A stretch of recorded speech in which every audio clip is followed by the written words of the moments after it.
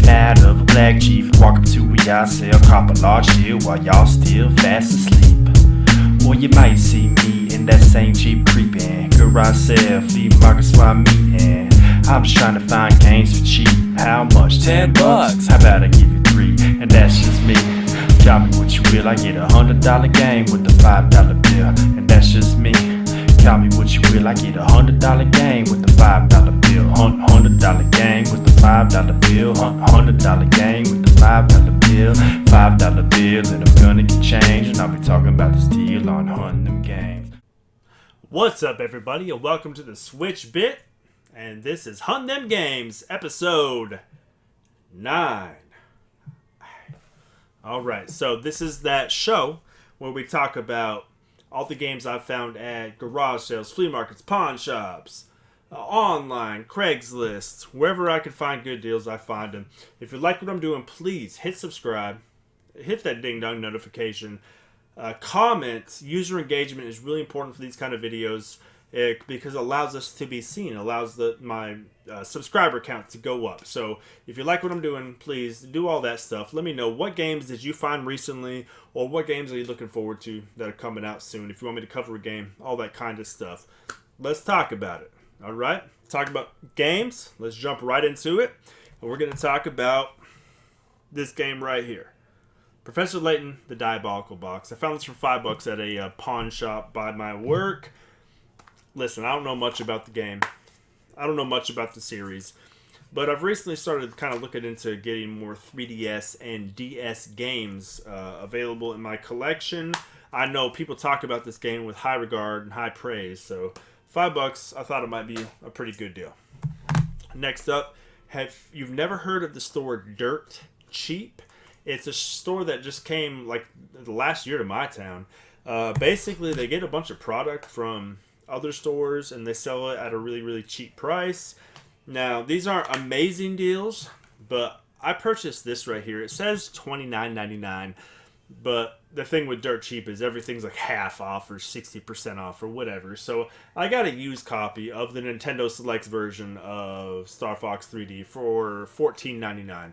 So not an amazing deal, but I really love Star Fox, and this to me is the ultimate version. They redid a lot of the graphics and everything. It's a wonderful game. So $15 to me was very well worth it, and I was happy that I got that. Not an amazing deal, but I'm gonna play that game. That's for my own personal collection. Next up, we got Fire Emblem Warriors. They have it listed at $39.99. I wound up playing. I wound up paying like $16.99 for this game right here, and it's a Switch game. It's a relatively new Switch game. I like the fact that it has art on the inside of the cover. Works great, and to me that's a good deal. I want to play this. I really, really like the Fire Emblem series. I've just never want to pay $60 for this game, so now I have an opportunity to play it. All right, all the rest, this whole stack of games that I'm about to talk about. Actually, scratch that. Let's talk about this right here. This is the Power A enhanced wireless controller for the Switch. If you've watched my other videos, you know that I have actually already reviewed this. I paid $50 for this out of my pocket and reviewed it online. But this is actually one that I found at a pawn shop for $15. So they had a bunch of the wired versions. They have the same exact design on a wired version for the Switch. And they were $15, and one was $30. I don't know. Pawn shops, I'll never understand the way they price games. Like, if one comes in one day and they paid $10 for it, they'll sell it for $20. The same exact thing, if they paid $20 for it, they'll sell it for $40. You just have to wait for the price to come down or something. I don't know. But long story short, $15 for this, which is $50 in the store. So I'm now stacked. I've got all the Switch controllers I will ever need. I don't know if I'm going to sell this. I have 3 of these controllers. I have 2 with this design now, and then another one with the Mario Brothers 3 design. So, like, I'm good. I'm stacked. Really good deal. I'm very happy about that. Okay, now all the rest of these games are going to be $1 games. They were in the 99-cent bin at a local pawn shop. Some of them I'm pretty excited about. Some of them I really don't care. Fear Files. Now, I don't 99 cents. Okay. I don't really know much about Fear. I played my buddy Colt. I played a little bit of Fear on his PC like years ago, and I know like there's Fear and like another company or the same company split and made another Fear game. I don't know much about it. It says Sierra. Whatever. It was $1. I'll play it. I bought this game like mainly for shits and giggles because it's Bomberman Act Zero, which is supposed to be one of the worst games ever made. If you're a fan of like they tried to Call of Duty eyes Bomberman to like for the Xbox 360 crowd. I don't know, but it's supposed to be a travesty, and I love like just it's like watching a train wreck or just you gotta. I just want to see what it's about, man. Like, I want to play this, and is it as bad as they say? I don't know. Here's another game I know nothing about. Kingdom of Fire, Circle of Doom. There's several Kingdom of Fire games, and I guess there's a fan base. I don't know. Let's see here. Answer the call to battle in this action RPG where the Lords of Light and Darkness wage war for ultimate dominion. That sounds very generic, but I'm game. I'll play it. PS3, Watch Dogs. Hey! Remember, like, they were touting this game up so much.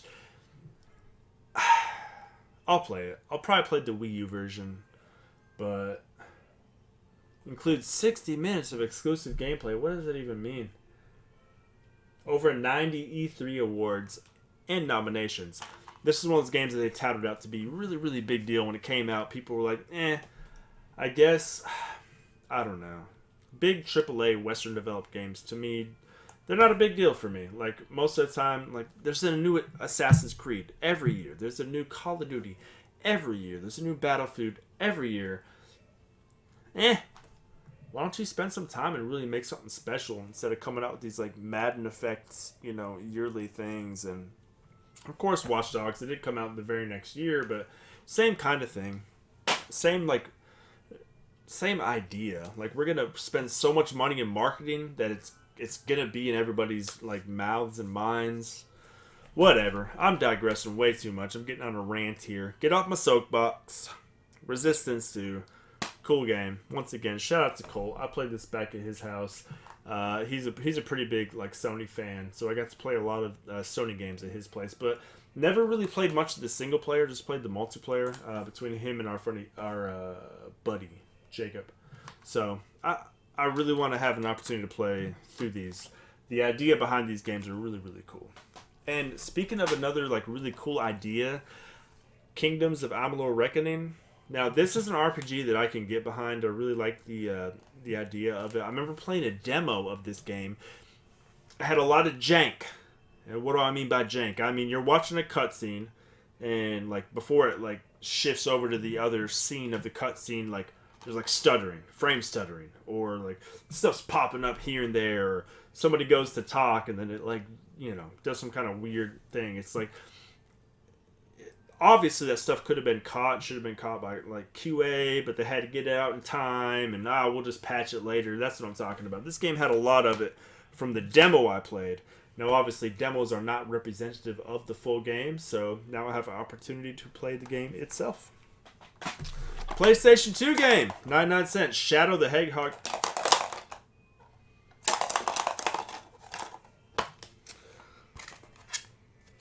Shadow the Hedgehog.